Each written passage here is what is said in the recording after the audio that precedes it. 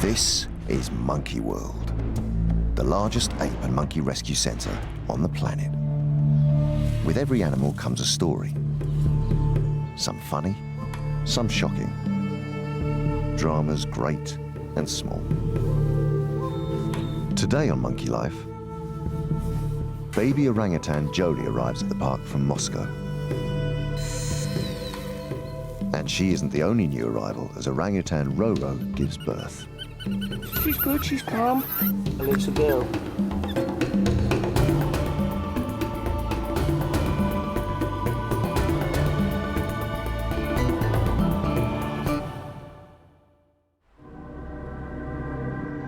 There are over 160 primates at Monkey World, including 59 chimpanzees. The dynamics of each group are very carefully managed. Sometimes the park decides to move the apes and monkeys into different groups, so their own unique needs can be met more easily.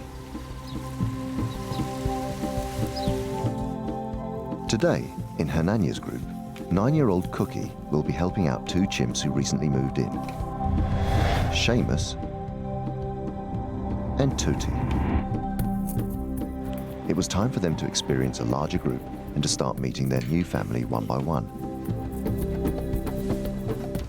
To get started today, we'll probably try and pick somebody a little smaller and a little more mellow rather than bringing Hananya straight in on them. So we're thinking Cookie because she's quite a mellow individual, so I mean that might be a good opportunity. She won't be high pressure, she won't be in their face, and hopefully Seamus will behave himself and Tootie will be interested in the new lady. So we'll have to see how it goes, but I think it's a good choice to start with. As always, the animal manager Jeremy is on hand to keep an eye on things and to give Seamus cuddles when required. Cookie chooses to stay high up so she can see everything that's going on. But she's greedy and can't resist the treats that are on offer lower down. Hello, sweetheart. It's still a bit too daunting for Tootie, so she's taking refuge next door. Where are we going? Let's go see Cookie. Let's go see Cookie. What she's got in that box. What's Cookie got in the box? Let's check Cookie out. What she got in the box? Not much. Seamus is building his confidence and feels brave enough to join in. Cookie allows the cheeky boy to take some of her breakfast. This is a big step towards building their relationship. Tootie is still feeling nervous, but Seamus is happy and relaxed and goes off for a celebratory swing.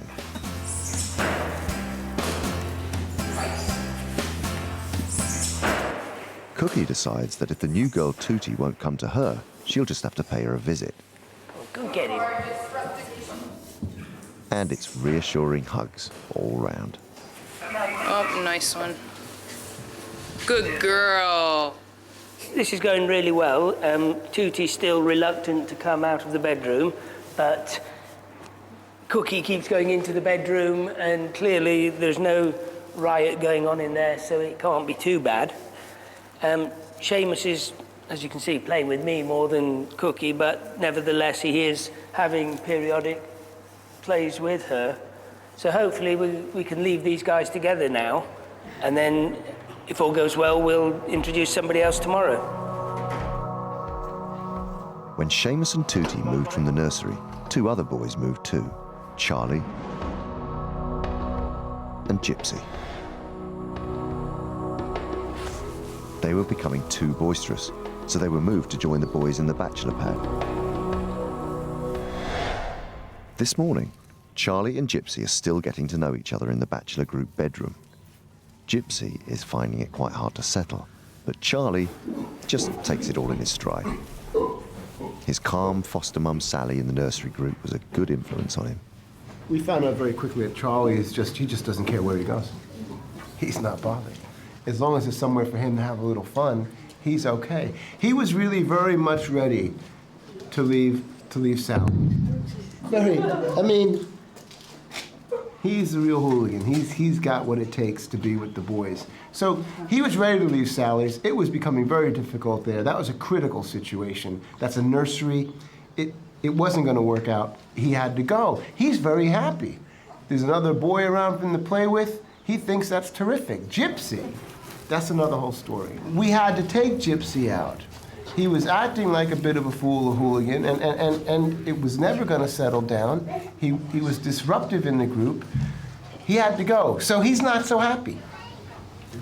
It's gonna take time. You know, it might be really another whole week before Gypsy chills out. Monkey World has the honor of being the European creche for baby orang-utans. And this morning, after a 6-hour journey from Russia, the park welcomes a new arrival, baby girl Joly. Her keepers have accompanied her. Just pop that back there. Okay, Oh, welcome. Hi. Come on. Yeah. A few days ago, keeper Mike travelled to Moscow Zoo to get to know Joly. She was shy at first, but eventually warmed to Mike. It was a great relief, as he would be her new carer at Monkey World. She's a pretty little girl. Yes. She's a beautiful little girl. Since Alison's been through the wars to bring this little girl in.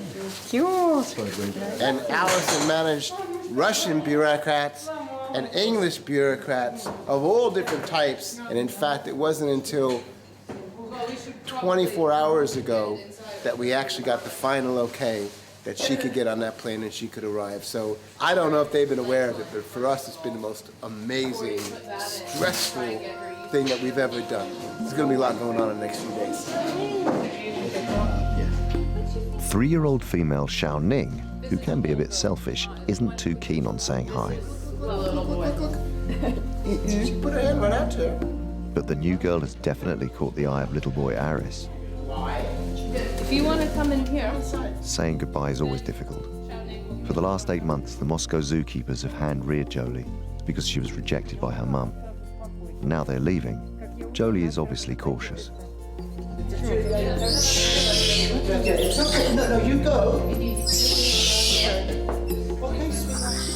But moving her to Monkey World is definitely the best option, as she'll be able to grow up with her own kind. But for now, Mike will give her the support she needs to settle into her new home. Yeah, she's good. She's gone quiet. No problem, she's good. It's gone really, really well. This is the first time that she's been without her favourite keepers, so it's fantastic. And she has now decided I'm a good guy, which is absolutely fantastic. And that is just wonderful. I'm not the bad guy quite so much now. And when they do have their sort of favourite keepers and the favourite keepers go and get out of sight, then of course they want someone to hold. They're still tiny, tiny babies. And she's now decided that I'm quite a good guy. Over the next few days, Joly will get used to all the different sights, sounds and smells of her new surroundings. Then it will be time to meet her new housemates. But now, after a very long day, it's bedtime. There's your favourite cushion. Okay, down you go. Good girl.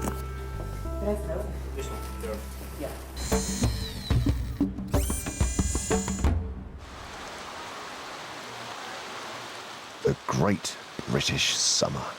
Rain, rain, and more rain. Hananya's group of 18 are at least trying to have some fun. The wet stuff gives them a whole new set of challenges, putting their incredible balancing skills to the test.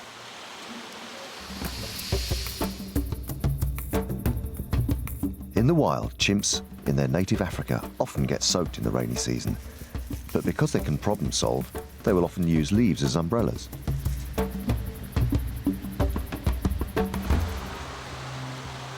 At the park, alpha male Hananya isn't too keen on getting wet either. And unfortunately for him, it doesn't show any signs of clearing. Most of the chimps aren't bothered by this downpour, but it seems to be having an effect on the girls.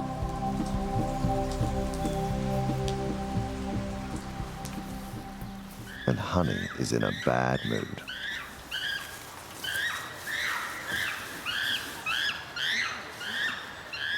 Jess has clearly done something to upset her, and although Jess may be older than Honey, Upsetting her when her temper's already flared could lead to repercussions. Just like humans, chimps show emotions such as joy, sadness, fear and anger. By baring her teeth and screaming, Honey is showing she's scared and angry. Dominant female Cherry isn't interested in their petty squabble. Taking advantage of the natural water supply is much more appealing. Honey is still in a bad mood and continues to show Jess she's angry. She's developed a lot over the last year and has attitude to equal her growth spurt.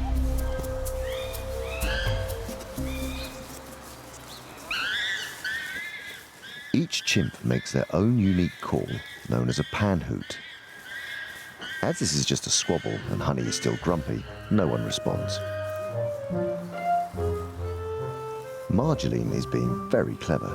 She uses some wood wool as a sponge to soak up all the moisture. And as for stroppy Honey, shutting the rain and world out is her best option for today. But she might want to keep one eye open just in case Jess comes back for round 3. Monkey World Ape Rescue Centre sent Mike on another mission while he was in Moscow collecting Joly, the baby orang-utan. The park had received several reports of primates being used in the tourist industry in Moscow, so Mike investigated and brought back footage of his findings. Just right into that guy. Well, it's terrible. It's just like any other, whether it be a beach photographer or anybody else who sort of steals primates from the wild and uses them to work for photography. The animals suffer terribly. I'm not surprised. We've always known that there were primates being worked at Red Square. I have some photographs of some chimpanzees that I've seen there, 2 or 3 different individuals. You know, there was a baboon and a couple of macaques there on that day that Mike was there, plus an eagle of some kind. Now, I think it's not uncommon. The zoo, when I spoke to them about it, said that they were aware of many chimps being worked in and around Moscow, and they'd like to try and do something about it, but they don't know what to do. It's a worldwide problem.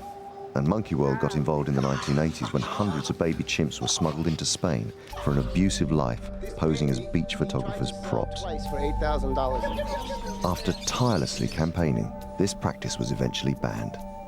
In 2002, Alberto, the last beach photographer's chimp from Spain, was given sanctuary at the park. 30 chimps have been rescued from the European tourist trade, including lovable Charlie, foster mum Sally, and the impressive alpha male Paddy.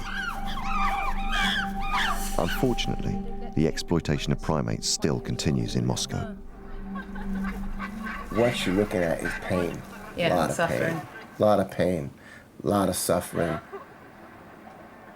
The other important part to understand about it is who is actually owning these chimps and working them. Are they random individuals who happen to get themselves an exotic pet and this is what they now do with it? If you start dealing with people working in an organized way, smuggling animals and then using them for photography, you're talking about dealing with an organization that might be involved then with the smuggling of the primates, and then that's a whole different kettle of fish and potentially a very dangerous one. It's a big thing, and really the only way it's going to get resolved, if the government was interested, and Moscow Zoo really would have to take a big part of that. If they're keen for us to work with them, then we're not going to say no, and they are. So it's on the cards, I think. In Hananya's group, Cookie has returned from meeting Seamus and Tootie, and she's getting rather a lot of attention. At 9 years old, she's just starting to enter sexual maturity, and with this comes a rise in popularity with the boys.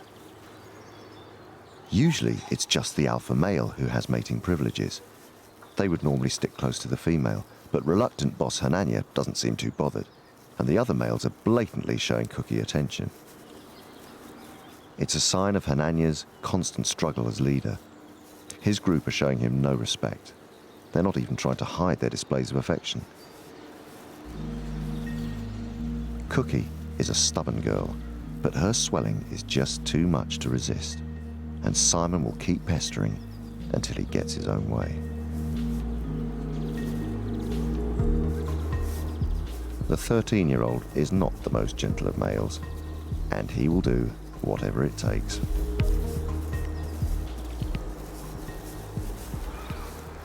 Much more of a gentleman is second in command Tico. Grooming is probably their most important social behaviour. It helps maintain or improve friendships and calms nervous or tense individuals. For Cookie, being sexually receptive means lots of extra attention, but the expression on her face suggests she is far from enjoying the experience.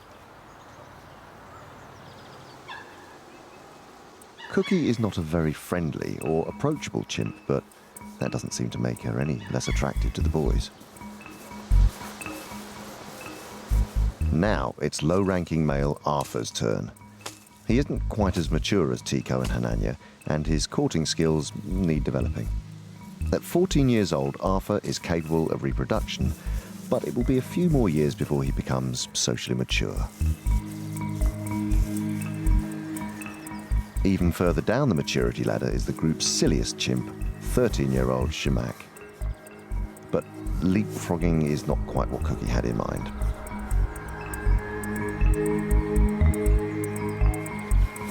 Despite his silly behaviour, Cookie is showing willing and presenting herself to Shimak. He seems to have a mating ritual style all of his own, but it works for Cookie, so it looks like this courtship could go on for quite some time.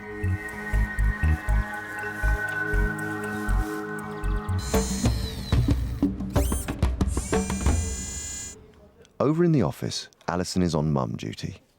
Baby woolly monkey Julio is now 2 months old and flourishing.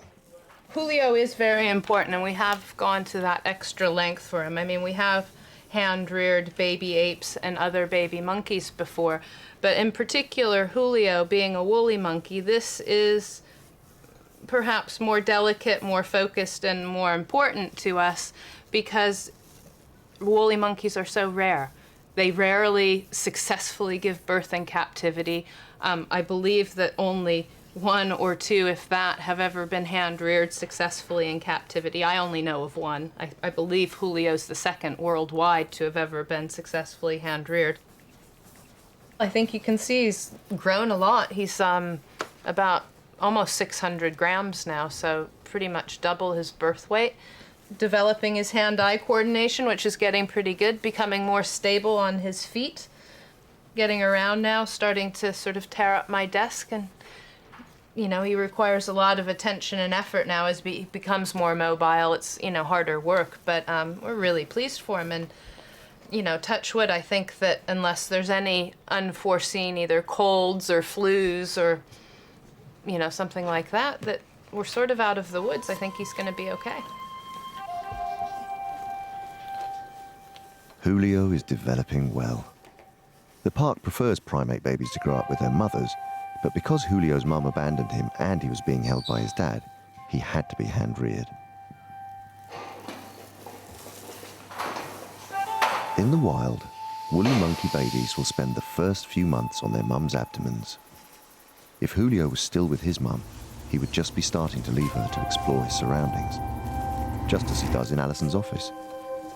As soon as he is able to feed himself, I'll give him straight back to one of the groups of woolly monkeys. And I think as soon as he gets a chance to be with the other woolly monkeys, they'll just scoop him up and love him as much as we do. Interacting so closely with Alison is hugely important for Julio's development. And it's surprising how he can be kept occupied. Julio's found is that Jim's hair is particularly good for grabbing hold of and snuffling and shaking hello. Yes, I know, my hair's not quite as good, but it's pretty good. But Jim's hair is better, yes. And it's quite important that he learns all of these things because when he does go back to the woolly monkeys, that's all natural behavior that, you know, when they go up to him and snuffle hello, and Susie sort of looks at him and shakes her head and says hello, he's gonna know exactly what to do. He's gonna sort of snuffle hello and shake his head back.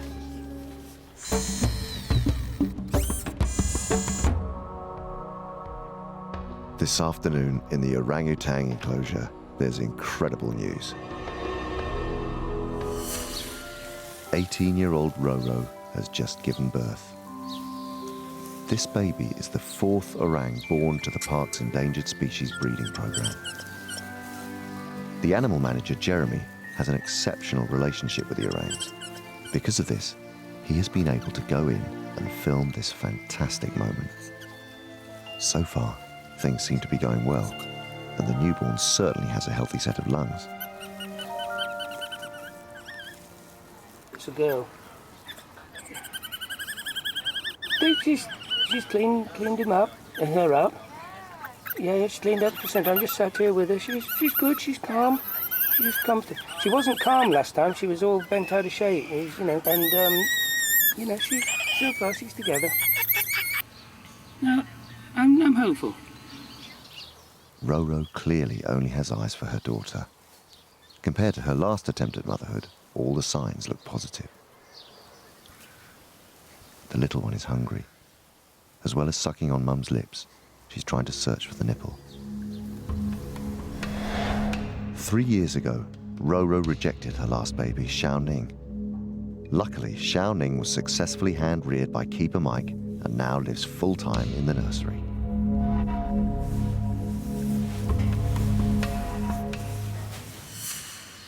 The next 24 hours will be crucial for Roro and her new infant. They'll be closely monitored to make sure the newborn feeds and is well cared for by Mum. Next time, the park's most lovable character, Charlie, undergoes emergency dental surgery. And will it continue to be happy families for Roro and her new baby daughter? You're talking about going in. Yeah, so you reckon if you go in and she's not showing interest, you might be able to do something? There's a chance.